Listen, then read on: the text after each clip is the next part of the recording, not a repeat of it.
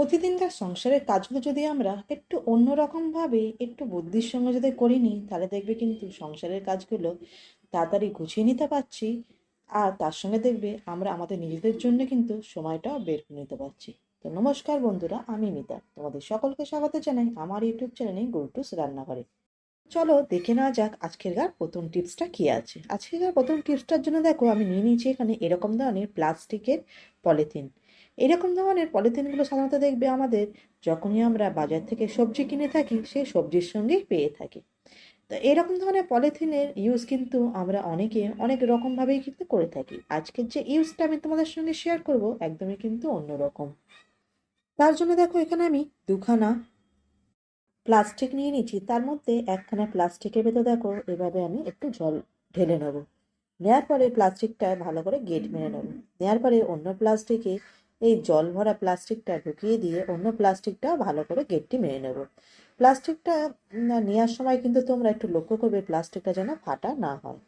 তো চলো এবার এটা কোথায় ব্যবহার করতে হবে দেখে নেওয়া যাক। এখানে দেখো একখানা আমি স্টিলের প্লেট নিয়ে নিয়েছি। স্টিলের প্লেটের উপরে এই প্লাস্টিকটা জল ভরা প্লাস্টিকটা রাখার পরে ফ্রিজারেতে রেখে দেবো। দেখো বন্ধুরা, এটা কিন্তু একখানা আইস ব্যাগ রেডি হয়ে গিয়েছে।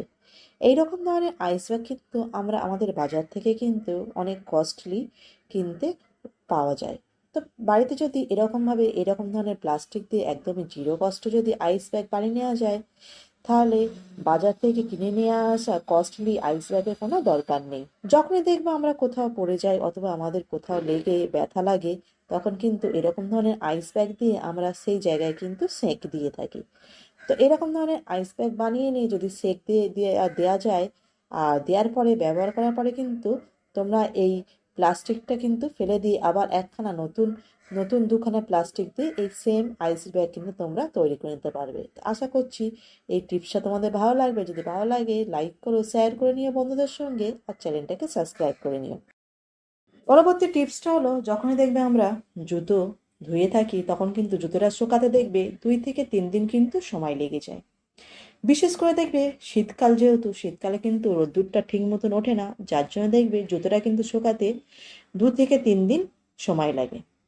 তার জন্য বন্ধুরা যখনই তোমরা জুতো ধুইবে তখনই কিন্তু এরকম ধরনের প্লাস্টিকে জুতোটা আটকে দেবে। দিয়ে যদি শুকাতে দাও তাহলে দেখবে কিন্তু জুতোর সম্পূর্ণ জলটা ঝরে যাওয়ার কারণে কিন্তু জুতোটা খুব তাড়াতাড়ি শুকিয়ে যাবে। বিশেষ করে শীতকাল আর বর্ষাকালে কিন্তু জুতো ধুলেই কিন্তু জুতো শুকানোর সমস্যাটা হয়ে থাকে। তো এই টিপসটা তোমরা বর্ষাকাল আর শীতকালে এই টিপসটা ফলো করে নিও, তাহলে কিন্তু তোমাদের জুতো শুকানোর যে সমস্যাটা হয়ে থাকে সেই সমস্যাটা কিন্তু আর হবে না। আর জুতোটা দেখবে খুব তাড়াতাড়ি কিন্তু শুকিয়ে যাবে। পরবর্তী টিপসটা বন্ধুরা ঢ্যাঁড়স নিয়ে।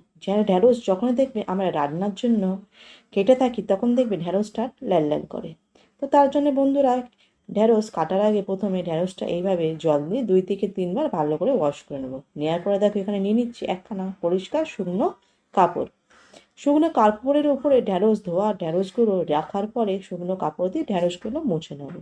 ভালো করে শুকনো করে মুছে নেওয়ার পরে বন্ধুরা এবার যদি তোমরা ঢ্যাঁড়সটা কাটো তাহলে দেখবি কিন্তু ঢ্যাঁড়সটা লাল লাল করছে না।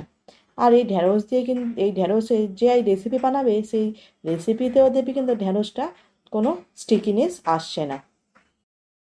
পরবর্তী টিপসটা বন্ধুরা, যখনই আমরা রাত্রিরে বাসন ধুয়ে রাখি তখন কিন্তু একখানা এরকম ধরনের ওড়না অথবা অন্য কোনো পরিষ্কার কাপড় দিয়ে বাসনটা ঢেকে রাখবে। তাহলে কী হবে বন্ধুরা, বাসনে কোনো প্রকারের ধুলো বালি পড়বে না। আর এছাড়া কিন্তু কোনো আরশোলা বা পোকামাকড় কিন্তু বাসনে মুখ দেবে না। ছোট্ট টিপস ছিল, আশা করছি ভালো লাগবে। পরবর্তী টিপসটা হলো বন্ধুরা এরকম ধরনের বক্স নিয়ে। এরকম ধরনের বক্স কিন্তু আমরা কোনো অনলাইনে অর্ডার করলে কিন্তু এরকম ধরনের বক্স কোনো জিনিসের সঙ্গে পেয়ে থাকি। তো এরকম ধরনের বক্সগুলো আমরা সাধারণত কোনো কাজের নয় বলে ফেলে দিয়ে থাকি। তো এর আজকে খুব সুন্দর একখানা ছোট্ট কাজে ব্যবহার করে নেবো। এরকম ধরনের বাজার করার ব্যাগগুলো দেখবে অথবা শপিং ব্যাগগুলো দেখবে এখানে ওখানে পড়ে থাকলে দেখতেও বাজে লাগে। তো তার জন্যে এইভাবে ভাঁজ করে এই বক্সের ভিতরে এইভাবে যদি অর্গানাইজ করে রাখো তাহলে দেখবে দেখতেও ভালো লাগে আর ঘরটাও কিন্তু অর্গানাইজ ও করে রাখা যায়। পরবর্তী টিপসটা এখানে দেখো নিয়ে নিচ্ছি একখানা ছোট জলের বোতল। এবারে কাঁচি দিয়ে আমি এইভাবে কেটে নিচ্ছি। তো আমার হাতের দিকে তোমরা লক্ষ্য রেখো আমি কীভাবে কেটে নিচ্ছি। প্রথমে দেখো ওপরের ভাগটা এইভাবে কেটে নিচ্ছি। তারপরে মধ্যিখানটা বাদ দিয়ে নিচে থেকে আরেকটু ছোট করে বোতলটা কেটে নিচ্ছি। এখানে কিন্তু ছোট ধরনের বোতল দরকার, কোনো বড় বোতল নিলে চলবে না। তো তারপরে দেখো বন্ধুরা, এখানে নিয়ে নিচ্ছি একখানা ধূপকাঠি, জ্বালিয়ে নিচ্ছি। নিয়ে দেখো বোতলের উপরের অংশ, ঢাকনার ভাগটা দেখো এইভাবে কিন্তু ছোট ছোট ফুটো করে নিচ্ছি। এবার ফুটো করে নেওয়ার পরে দেখো বন্ধুরা, এটা কেন আমি ফুটো করে নিলাম, কি কাজে এটা ব্যবহার করব, চলো দেখে নেওয়া যাক। তো এখানে দেখো বোতলের নিচের ভাগেতে একখানা পুরাতন দিয়ে আমি রেখে দিচ্ছি। রেখে দেওয়ার পর এখানে দুখানা কর্পূর এতে দিয়ে নিচ্ছি। পরে দেখো যে ধূপটা জ্বালিয়ে আমি এখানে ব্যবহার করেছিলাম, সেই ধূপটাই কিন্তু আমি এখানে ভেঙে এতে দিয়ে দিচ্ছি। এই জায়গায় কিন্তু তোমরা অন্য ধূপও ব্যবহার করতে পারো, তবে লক্ষ্য রেখো সুগন্ধ ধূপই কিন্তু এখানটা তোমরা নিও। তো যত সুগন্ধ ধূপ তোমরা এখানে ব্যবহার করবে, ততই কিন্তু এই জিনিসটা কাজের হবে। তারপরে দেখো এখানে বোতলের উপরের যে ভাগটা আমি ফুটো করে নিয়েছিলাম, সেই ভাগটা এইভাবে ঢেকে দেবো। দেওয়ার পরে দেখো এটা খুব সুন্দর একখানা কিন্তু রুম ফ্রেশনার তৈরি হয়ে গিয়েছে।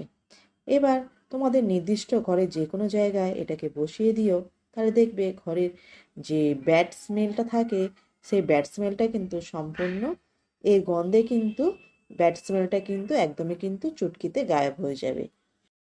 পরবর্তী টিপসটা হলো বন্ধুরা, এখানে দেখো নিয়ে নিচ্ছি একখানা ছোট গ্লাস, গ্লাসে 1 গ্লাস জল ভরে নিয়েছি। এবার দেখো বন্ধুরা, এখানে নিয়ে নিচ্ছি কিশমিশ। তো এখানে দেখো বন্ধুরা, এই কিশমিশটা কেন ব্যবহার করব, চলো দেখে নেওয়া যাক। যাদের দেখো অ্যাসিডিটির প্রবলেম হয়ে থাকে, তারা কিন্তু ডাক্তার দেখিয়ে যতক্ষণ ওষুধ খায়, ততক্ষণ পর্যন্ত কিন্তু অ্যাসিডিটির প্রবলেমটা সলভ হয়। তারপরে দেখবে, তারপরে যখন ওষুধ খাওয়া ছেড়ে দেয়, তখন কিন্তু আবার সেই অ্যাসিডিটির সমস্যাটা হয়ে থাকে। তো তার জন্য বন্ধুরা, তোমরা যদি এই টিপসটা ফলো করো, তাহলে দেখবে কিন্তু তোমাদের অ্যাসিডিটির যে সমস্যা থাকে, সেটা কিন্তু সম্পূর্ণ একদমই গোড়া থেকে একদমই কিন্তু দূর হয়ে যাবে। তো তার জন্য এখানে ছোট গ্লাসের 1 গ্লাস আমি জল নিয়ে নিয়েছি। এখানে নিয়ে নেব 6খানা কিশমিশ। তো রাত্রিবেলায় 1 গ্লাস জলেতে 6খানা কিশমিশ ভিজিয়ে দেবে। দেওয়ার পরে বন্ধুরা, সকালে খালি পেটে হাত মুখ ধুয়ে ব্রাশ করার পরে 6টা কিশমিশ আর জলটা কিন্তু সম্পূর্ণ খাওয়ার পরে 15 থেকে 20 মিনিট পরেই কিন্তু তারপরে কিছু খেও। এইভাবে প্রতিদিনই কিন্তু 6খানা কিশমিশ রাত্রে ভিজিয়ে সকালে কিন্তু খালি পেটে খেয়ে 1 মাস তোমরা দেখো, তোমাদের কিন্তু অ্যাসিডিটির সমস্যাটা অনেকটা দূর হবে। ওষুধ খেলেও কিন্তু সময় লাগে অ্যাসিডিটির সমস্যাটা দূর হওয়ার জন্যে, আর এতেও কিন্তু সেই সেম প্রসেস, একটু সময় লাগবে, কিন্তু তোমরা এই প্রসেসে কিন্তু তোমাদের অ্যাসিডিটির সমস্যাটা অনেক আরাম পাবে। আর তোমাদের বেশি যদি অ্যাসিডিটির সমস্যাটা হয়ে থাকে, 6টা কিশমিশের জায়গায় কিন্তু তোমরা 10টা কিশমিশ এইভাবে ভিজিয়ে কম করে 3 থেকে 4 দিন খাওয়ার পরে আবার 6টা করে কিশমিশ ভিজিয়ে কম করে 1 মাস খেয়ে তোমরা দেখো। এই টিপসটা কিন্তু আমি নিজেই করে দেখেছি, এই টিপসটা কিন্তু খুবই কার্যকরী। পরবর্তী টিপসটা হলো বন্ধুরা, যখনই দেখবে দুধ আমরা গরম করার জন্য গ্যাসে রেখে থাকি, অনেক সময় দেখবে গ্যাসের ফ্লেমটা জোরে রাখি, অন্য কোনো কাজেতে আমরা মগ্ন হয়ে যাই, আর যার কারণে দেখবে দুধটা উতলে কিন্তু গ্যাসের ওপরে পড়ে। আর যার কারণে দেখবে গ্যাসটা তো নোংরা হয়, তার সঙ্গে দুধটাও কিন্তু অনেকখানি ওয়েস্ট হয়। তো তার জন্য দেখো বন্ধুরা, এখানে নিয়ে নিয়েছি আমি সাদা তেল। এই জায়গায় কিন্তু তোমরা ঘিও ব্যবহার করতে পারো।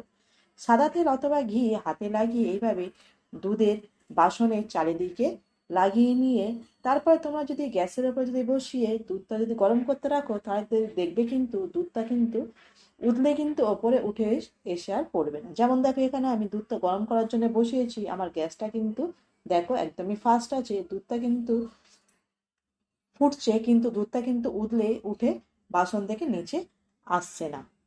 তো আশা করছি টিপসগুলো তোমাদের ভালো লাগলো। তো আজকেকার জন্য বন্ধুরা, এতটুকুনি টিপস তোমাদের জন্য রইলো। কালকে আবার একটা নতুন ভিডিওর সঙ্গে তোমাদের সঙ্গে দেখা হবে।